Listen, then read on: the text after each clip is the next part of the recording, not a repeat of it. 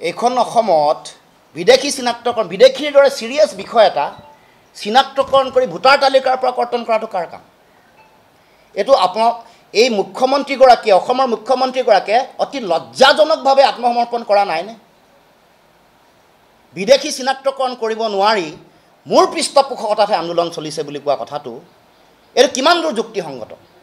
তেওঁৰ বিৰুদ্ধে ব্যৱস্থা হ'ব নালাগে না উচ্চতম ন্যায়ালয়ৰ উচ্চতনিমূলক বক্তব্য দিয়া যি বক্তব্য সেই আইনমতে তেওঁৰ বিৰুদ্ধে ব্যৱস্থা হ'ব নালাগেনে মুখ্যমন্ত্ৰী এটো স্বীকাৰ কৰিব লাগে যে মই একেবাৰে অকমন্য মুখ্যমন্ত্ৰী মোৰ কোনো কাম নাই গতিকে এই মানে বিদেশী যেহেতু চিনাক্তকৰণ কৰিব পৰা নাই গতিকে অসমৰ ৰাইজে এই সম্পৰ্কত ভৱিষ্যতৰ দিনত ডিচিছন ল'ব লাগে উচ্ছেদ কৰি বিদেশীসকলক কিয় সংস্থাপিত কৰিছে বিদেশীসকলক কৰায়ত্ব কিয় কৰা নাই না শুনক মিয়া মুছলমান নক'ব বিদেশী নে স্বদেশী এইটো কথা কওক এইটো আপোনালোকে কিয় ব্যৱহাৰ কৰিছে বিদেশী নে স্বদেশী বিদেশীয়ে যদি দখল কৰিছে কিয় ধৰা নাই তেওঁলোকক কিয় কৰায়ত্ব কৰা নাই মুখ্যমন্ত্ৰীয়ে মাতি দিয়াৰ কাৰণে ৰাষ্ট্ৰদ্ৰোহত মুখ্যমন্ত্ৰী এৰেষ্ট হ'ব লাগে নে নালাগে কিয় মিয়াটো আপুনি কয় বিদেশী নে স্বদেশী এইটো কওক বিদেশী নে স্বদেশী বিদেশী নে স্বদেশী এইটো কওক নো ধৰ্মৰ ভিত্তিত বিদেশী চিনাক্তকৰণ কিয় ক'ব ধৰ্মৰ ভিত্তিত উচ্ছেদ নহয় বেলেগ বেলেগ ধৰণৰ বিদেশীয়ে আমি বিদেশীয়ে ধৰ্ম নাই ইয়াত কোনো জাতপাত নাই ৭১ চনৰ ২৫ মাৰ্চৰ পিছত অহা বিদেশীক কৰায়ত্ব কৰি তেওঁলোকক বহিষ্কাৰ কৰিব লাগে মুখ্যমন্ত্ৰীয়ে যদি নাই পৰা চাৰেণ্ডাৰ কৰিব লাগে বেলেগক মুখ্যমন্ত্ৰী দায়িত্ব দিব লাগে আৰে উচ্ছেদকটো আমি ইতিমধ্যে কৈছোঁ মানে বেদখল য'ত হ'ব ক'লো নহয় পিজিআৰ ভিজিআৰ বনাঞ্চল জনাঞ্চল চব বনাঞ্চল অভয়াৰণ্য জনজাতীয় আৱেষ্টনী এইবোৰতো বিধিমতে হ'ব লাগে এইটো কোনে বাধা দিছে যোৱা ৫.৫ মোৰ প্ৰশ্ন হ'ল যোৱা ৪.৫ বছৰে মুখ্যমন্ত্ৰী ক'ত হৈ থাকিলে ২৬ৰ নিৰ্বাচনৰ ছমাহৰ আগত মুখ্যমন্ত্ৰী কেনেকৈ হাৰ পালে এই কুম্ভকৰ্ণ নিদ্ৰা কোনে জগালে বজাই থকা ঢোলটো কোনে বজাইছে এইটো মোক প্ৰশ্ন উত্তৰ দিব লাগে কুম্ভকৰ্ণৰ নিদ্ৰা জগাবলৈ যিটো ঢোল বজাইছে এইটো কোনে বজাইছে মুখ্যমন্ত্ৰী যোৱা ৪.৫ বছৰ ক'ত হ'লে কুম্ভকৰ্ণ নিদ্ৰা মানে মুখ্যমন্ত্ৰীয়ে বিদেশীৰ ওচৰত বেয়াকৈ আঁঠু লৈছে হিমন্ত বিশ্ব শৰ্মাই অতি লাজ লগাকৈ দৃষ্টিকটুভাৱে বিদেশীৰ ওচৰত আঁঠু লৈছে সমগ্ৰ অসমত শেহতীয়াকৈ অসমৰ মুখ্যমন্ত্ৰীয়ে আৰু বিজেপি চৰকাৰখনে কৰি থকা যিবোৰ ভয়াৱহ কাম কাজ যিবোৰে অসমৰ শান্তি বিঘ্নিত কৰিছে যিবোৰে সাম্প্ৰদায়িকতা ঘৃণাৰ বিষবাষ্পই সমাজখন থানবান কৰিব খুজিছে আৰু যি কথা বতৰাই কেৱল মাত্ৰ ৰাজনৈতিক লক্ষ্য আৰু উদ্দেশ্য লৈ কাম কাজ কৰি মৌলিক যিবোৰ কথা যিবোৰ পূৰ্ব প্ৰতিশ্ৰুতি যিবোৰ জাতীয় প্ৰশ্ন আছিলে যিবোৰ অমীমাংসিত প্ৰশ্ন যিবোৰৰ সমাধান বিচাৰি ১৪, ১৬, ১৯ জনগণে ভোটদান কৰিছিলে সেই গোটেই বিষয়বোৰ তল পেলাই বিদেশী অসমৰ মাটিৰ পৰা তালি টুকুলা বান্ধি যাব লাগিব বুলি দেশৰ প্ৰধানমন্ত্ৰীয়ে কৈছে আৰু সমগ্ৰ অসমৰ ৰাইজে জাতি মাটি ভেটি ৰক্ষা হ'ব বুলি ভাবি হুৰাহুৰে শিলডুল ভাঙি আহি ভোটদান কৈছিলে যে অসম চুক্তিৰ ভিত্তিত অসমক বিদেশী নাগৰিকক চিনাক্তকৰণ কৰা হ'ব তেওঁলোকৰ নাম ভোটাৰ তালিকাৰ পৰা কৰ্তন কৰা হ'ব তেওঁলোকক বিতৰণ কৰা হ'ব কিন্তু এই মৌলিক বিষয়টো তেওঁলোকে একেবাৰে লুকুৱাই ৰাখি অসমৰ জনগণক তেওঁলোকে বিভ্ৰান্তিকৰ পৰিৱেশৰ মাজলৈ প্ৰতি বাৰে টানি লৈ গৈছে আপোনালোকৰ নিশ্চয় মনত আছে যেতিয়া সমষ্টি পুনৰ নিৰ্ধাৰণৰ প্ৰক্ৰিয়া চলাইছিল যিটো কথাৰ আমি ব্যাপক বিৰোধিতা কৰিছিলোঁ কৰাৰ সময়ত কাৰণ আমি কৈছিলোঁ যে ৰাষ্ট্ৰীয় নাগৰিকপঞ্জী উন্নীতকৰণৰ প্ৰক্ৰিয়া সম্পূৰ্ণ নোহোৱালৈকে বিদেশীৰ নাম চিনাক্তকৰণ কৰি ভোটাৰ তালিকাৰ পৰা কৰ্তন নকৰালৈকে সমষ্টি পুনৰ নিৰ্ধাৰণ হ'ব নোৱাৰে কাৰণ বিদেশীৰ নাম আছে বুলি ইতিমধ্যে উচ্চতম ন্যায়ালয়ৰ তেওঁলোকৰ গোটেই গোচৰটোতে উল্লেখ হৈছিলে কিন্তু যেতিয়া সমষ্টি পুনৰ নিৰ্ধাৰণৰ প্ৰক্ৰিয়া যেতিয়া আৰম্ভ হ'ল সম্পন্ন হ'ল মুখ্যমন্ত্ৰীয়ে কি কৈছিলে যে অসমৰ জনগণ আজিৰ পৰা সুৰক্ষিত এই কথা তাৰমানে তেতিয়া ২০২৪ চনৰ লোকসভা নিৰ্বাচনৰ কাৰণে জনগণক সংকট মোচন কৰাৰ এটা টোপ দিলে এতিয়া আকৌ নতুনকৈ সংকট মোচনৰ এটা ভুল এটাত ব্যাখ্যা দিবলৈ মানুহৰ মাজলৈ গৈ আছে আমিতো আগৰ পৰাই কৈ আহিছোঁ যে যিসকলে বেদখল কৰিছে চৰকাৰী মাটি অভয়াৰণ্য বনাঞ্চল পিজিআৰ ভিজিআৰ জলাশয় জনজাতীয় আৱেষ্টনী এইবোৰত উচ্ছেদ কৰিবৰ কাৰণে বিজেপি চৰকাৰৰ যোৱা ৯.৫ বছৰে সময় নোলালে সৰ্বানন্দ সোণোৱালৰ ৫ বছৰ আৰু হিমন্ত বিশ্ব শৰ্মাৰ ৪.৫ বছৰ আৰু এতিয়া যেতিয়া তেওঁলোকে মাটি আম্বানী আৰু আদানীক দিবলৈ ষড়যন্ত্ৰ আৰম্ভ কৰিলে, ৰামদেৱক ইতিমধ্যে দিলেই, যিবোৰৰ কথাৰ প্ৰতিবাদ হ'ল ৰাভা, বড়ো, কাৰ্বি, ডিমাচা, খিলঞ্জীয়া জনগণে, আদিবাসী সকলোৱে 55,000 বিঘা মাটি দিবলৈ কৰা ষড়যন্ত্ৰৰ 49 বিঘাৰ জনজাতীয় মানুহৰ মাটি দিয়াৰ বিৰুদ্ধে যেতিয়া সংগ্ৰাম দৃঢ় আৰু শক্তিশালী হৈ উঠিলে, খিলঞ্জীয়া বিৰোধী চৰকাৰখনৰ চৰিত্ৰ যেতিয়া উদঙাই উঠিলে, তেতিয়া চৰকাৰে, মুখ্যমন্ত্ৰীয়ে এই গোটেই বিষয়টোকে ৰাজনৈতিক উদ্দেশ্যত ব্যৱহাৰ কৰিবৰ কাৰণে য'ত মুছলমান মানুহ বহি আছিলে, য'ত যিবোৰ জেগা বেদখল হৈ আছিলে, সেইবোৰ উচ্ছেদ কৰি তেওঁ মানুহৰ মাজত এটা এনেকুৱা এটা বাৰ্তা দিব খুজিছে যে তেওঁ অসমৰ জাতীয় জীৱনৰ সংকট মোচন কৰিবলৈ ওলাইছে। আমাৰ প্ৰশ্ন যে বিদেশী বুলি তুমি তেখেতসকলে বিদেশী বুলি কৈছিল, 2016 চনতো কাজিৰঙাত বিদেশী বুলি কৈ উচ্ছেদ কৰিলে। কি কৰিলে? তেওঁলোকক সকলোকে উচ্ছেদিতসকলক 14,72 লাখ টকা দিলে আৰু মাটিও দিলে। তাৰ পাছত গৰুখুটিত যেতিয়া উচ্ছেদ কৰিলে, 2047টা পৰিয়াল 1 বিঘাকৈ দিলে। ক'ত দিলে? দলগাঁৱত দিলে। তাৰ পাছত তেওঁলোকক জনামতে প্ৰধানমন্ত্ৰী আৱাস যোজনাৰ ঘৰ বনাই দিছে তেওঁলোকক। ধুবুৰীত এতিয়া যাক উচ্ছেদ কৰা হৈছে তেওঁলোককো 50,000কৈ টকা দিব আৰু তেওঁলোকক মাটি দিয়াৰো প্ৰতিশ্ৰুতি ইতিমধ্যে দিছে। তাৰ মানে এইটো এটা চেনচেশ্যন, মানুহৰ মাজত এটা সাম্প্ৰদায়িক পৰিৱেশ সৃষ্টি কৰি ৰাজনৈতিক বৈতৰণি পাৰ হ'বৰ কাৰণে চিন্তা চৰ্চা কৰিছে। বিদেশীক যদি উচ্ছেদ কৰিছে, বিদেশীক কৰায়ত্ব কৰিব লাগে, ডিটেনশ্যন কেম্পত ৰাখিব লাগে, তেওঁলোকক ইয়াৰ পৰা বিতৰণ কৰিব লাগে, ভোটাৰ তালিকাৰ পৰা নাম কৰ্তন কৰিব লাগে। কিন্তু এই যে ইয়াত উচ্ছেদ কৰি বেলেগত মাটি দিছে, বেলেগত উচ্ছেদ কৰি বেলেগত মাটি দি মানুহৰ মাজত যিটো সাম্প্ৰদায়িক পৰিৱেশ সৃষ্টি কৰিছে, ইয়াৰ মূল আৰু অন্তৰ্নিহিত লক্ষ্য আৰু উদ্দেশ্য হ'ল 26ৰ নিৰ্বাচন। অসমৰ জাতীয় জীৱনৰ সংকট মোচন কৰিবৰ কাৰণে অসমৰ মুখ্যমন্ত্ৰীয়ে কোনো কাম কৰা নাই, নিজৰ ৰাজনৈতিক ভৱিষ্যতৰ সংকট মোচন কৰিবৰ কাৰণে এই কামবোৰ কৰা আৰম্ভ কৰিছে। আৰু সেইকাৰণে মুখ্যমন্ত্ৰীৰ এই কামক আমি ৰাষ্ট্ৰদ্ৰোহ বুলি কৈছোঁ। মুখ্যমন্ত্ৰীয়ে ৰাষ্ট্ৰদ্ৰোহ কৰিছে, কাৰণ অবৈধ বিদেশীক যদি মাটি দিছে, অবৈধ বিদেশীক যদি টকা পইচা দিছে, তেতিয়াহ'লে ৰাষ্ট্ৰদ্ৰোহ কৰিছে। দেশৰ প্ৰধানমন্ত্ৰীয়ে অসমৰ মুখ্যমন্ত্ৰীৰ বিৰুদ্ধে শক্তিশালী ব্যৱস্থা গ্ৰহণ কৰিব লাগে। এইটো আমাৰ স্পষ্ট দাবী। আৰু আমি আজি এই সংবাদমেলখন অসমৰ সমাজ জীৱনত চলি থকা কথা বতৰা ঘটনা কিছুমানকে লৈছোঁ। দেখিছোঁ যে ভয়ংকৰ পৰিৱেশ আৰু পৰিস্থিতি আৰম্ভ কৰিছে। উন্মাদ হৈ পৰিছে অসমৰ মুখ্যমন্ত্ৰী, যেনে তেনে যিকোনো প্ৰকাৰে 26ত তেওঁৰ ক্ষমতা বাগজৰি লাগে, ক্ষমতা লাগে। তাৰ কাৰণে যিকোনো স্তৰলৈ যাব পাৰে, যিকোনো পৰ্যায়লৈ কাম কৰিব পাৰে, আৰু তাৰ কাৰণে যিকোনো মানুহক ব্যৱহাৰ কৰিব পাৰে, যিকোনো মানুহক সেই কামত তেওঁ লগাই দিব পাৰে। এনেকুৱা ধৰণৰ কিছুমান অসাংবিধানিক, দেশৰ ন্যায়পালিকা আৰু সংবিধানত বুঢ়া আঙুলি দেখুওৱা এনেকুৱা কিছুমান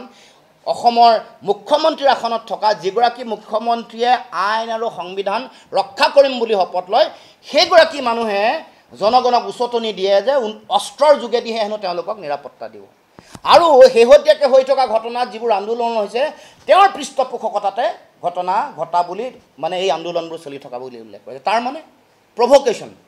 তাৰ মানে মানুহক উত্তেজিত কৰি, মানুহক সাম্প্ৰদায়িকতাৰ মাজলৈ ঠেলি দি শিৱসাগৰীয়া ৰাইজে যোৱাকালি নাগৰিক সভা দি মুখ্যমন্ত্ৰীক বুজাই দিলে যে এইটো অসমৰ জনগণৰ এইটোহে মানসিক, এইটোহে মন, এইটোহে চিন্তা আৰু দৃষ্টিভংগী। মুখ্যমন্ত্ৰীক কালি বুজাই দিয়া শিৱসাগৰীয়া ৰাইজক ধন্যবাদ জনাইছোঁ, কৃতজ্ঞতা জ্ঞাপন কৰিছোঁ। অন্ততঃ ইমান কুটিল ষড়যন্ত্ৰকো শিৱসাগৰীয়া ৰাইজে উফৰাই দিলে, বুজাই দিলে যে অসমৰ জনগণ বিদেশীৰ বিৰুদ্ধে আছে। এতিয়া শেহতীয়াকৈ এই গোটেই এটা ভয়ংকৰ সাম্প্ৰদায়িক পৰিৱেশ সৃষ্টি কৰি তেওঁলোকে কাৰ যোগেদি নাগৰিকত্ব দিয়াৰ যিটো ব্যৱস্থা, সেইটো কাৰ্যকৰী কৰিবৰ কাৰণে যিসকল মানুহৰ নাম ডি ভোটাৰ আছে, তেওঁলোকৰ ডি ভোটাৰ কেছ চলি আছে 2014 চনৰ 31 ডিচেম্বৰলৈকে, তেওঁলোকৰ পৰা গোচৰ প্ৰত্যাহাৰ কৰিবৰ কাৰণে, বা মানে 2014 চনৰ 31 ডিচেম্বৰলৈকে থকা যিসকল বিদেশী, তেওঁলোকৰ নাম অন্তৰ্ভুক্ত কৰিবৰ কাৰণে চৰকাৰৰ যিখন জাননী, এই নিৰ্দেশনাই পুনৰ প্ৰমাণ কৰিছে যে অসমত আৰু 43 বছৰ বিদেশীৰ বোজা দিবৰ কাৰণে তেওঁলোকে যিখন আইন আনিলে, যিখনৰ যোগেদি আমাৰ ভাষা, কৃষ্টি, সংস্কৃতি নিশেষ কৰা, ৰাজনৈতিক ভৱিষ্যত ধ্বংসৰ মুখলৈ ঠেলি দিয়া, আমাৰ মাটি বেটি লৈ বিদেশীক দিয়াৰ যিটো ষড়যন্ত্ৰ, ইয়াক কাৰ্যকৰী কৰিবৰ কাৰণে মুখ্যমন্ত্ৰীয়ে এই কাম কাজ কৰি আচলতে আমাৰ অসমৰ মানুহক সংকটৰ মাজলৈ ঠেলি দিছে। সংকট মোচন কৰাৰ যদি দায়িত্ব আছিলে মুখ্যমন্ত্ৰীয়ে, তেতিয়া বিজেপি চৰকাৰে যোৱা 10 বছৰ, যোৱা 9.5 বছৰ অসমত 5 বছৰ সৰ্বানন্দ সোণোৱাল, হিমন্ত বিশ্ব শৰ্মাৰ 4.5 বছৰ, এই 4.5 বছৰত তেওঁ কি কৰিব লাগিছিলে? প্ৰথম কাম কৰিব লাগিছিলে অসম চুক্তি আখৰে আখৰে ৰূপায়ণ কৰিবৰ কাৰণে ব্যৱস্থা গ্ৰহণ কৰিব লাগিছিলে। ভোটাৰ তালিকাৰ পৰা বিদেশীৰ নাম কৰ্তন কৰিবৰ কাৰণে তেওঁ ব্যৱস্থা গ্ৰহণ কৰিব লাগিছিলে। বিদেশী প্ৰত্যাপন কৰিবৰ কাৰণে কেন্দ্ৰীয় চৰকাৰক হেঁচা প্ৰয়োগ কৰিব লাগিছিলে। মুখ্যমন্ত্ৰীৰ দায়িত্ব আছিলে অসম চুক্তিৰ 6 নম্বৰ দফা বিপ্লৱ শৰ্মা, ন্যায়াধীশ বিপ্লৱ শৰ্মাৰ উচ্চ পৰ্যায়ৰ প্ৰতিবেদন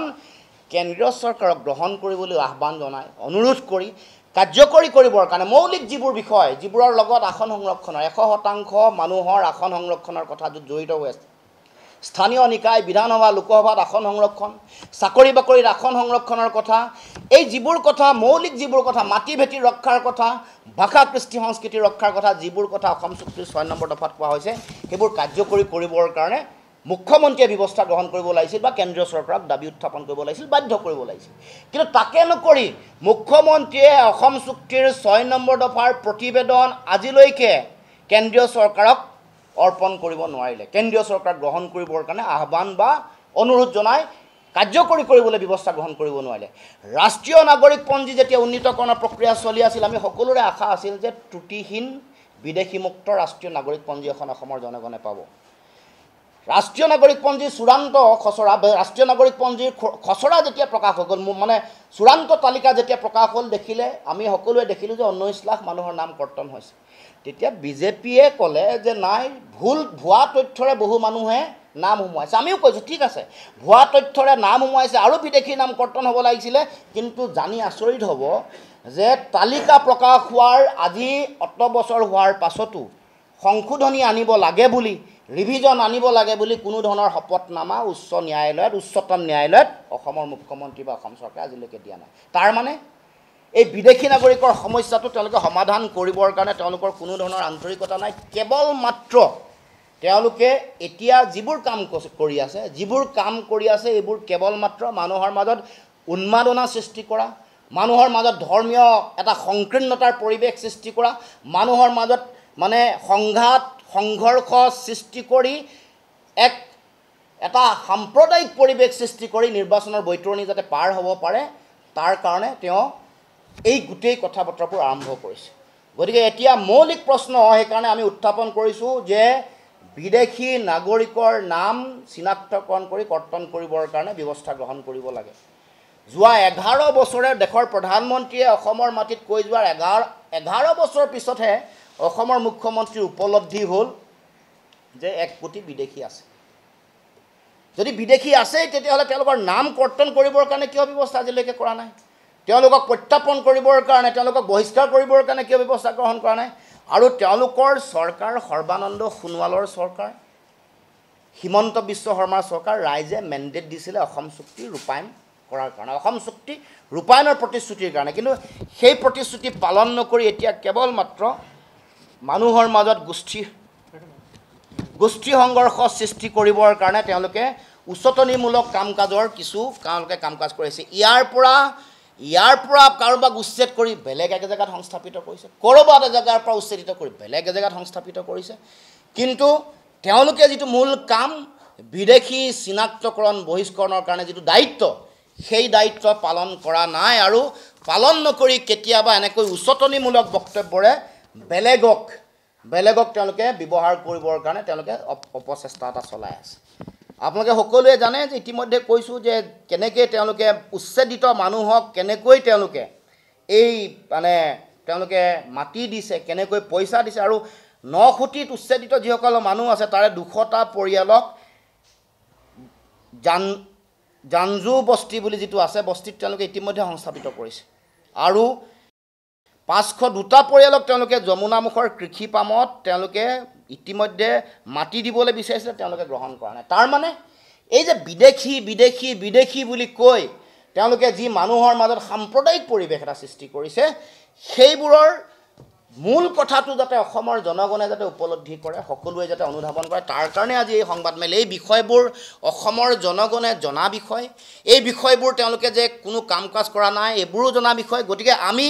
সেই গোটেই কথাবোৰ মানুহৰ মাজত পুনৰ ৰাইজক জনাবৰ কাৰণে এই কথাকেইটা আমি উত্থাপন কৰিছোঁ যাতে মুখ্যমন্ত্ৰীৰ ভয়াৱহ যিটো ৰাজনৈতিক এজেণ্ডা সেই এজেণ্ডাত যাতে কোনেও ভৰি নিদিয়ে মৌলিক যিটো বিষয় সেই বিষয়টোক লৈ যাতে আগন্তুক দিনসমূহত অসমৰ ৰাইজ সকলো জাতীয় জনগোষ্ঠীয় দল সংগঠন বিৰোধী সকলোৱে যাতে বিৰোধী ৰাজনৈতিক দল সকলোৱে যাতে আগবাঢ়ি যায় তাৰ কাৰণে সকলোকে আহ্বান জনাইছোঁ কাৰ যোগেদি কাক কাৰ্যকৰী কৰিবৰ কাৰণে এইটো তেওঁলোকৰ ব্যৱস্থা তাৰ কাৰণে এই তেওঁলোকৰ নিৰ্দেশনা আহিছে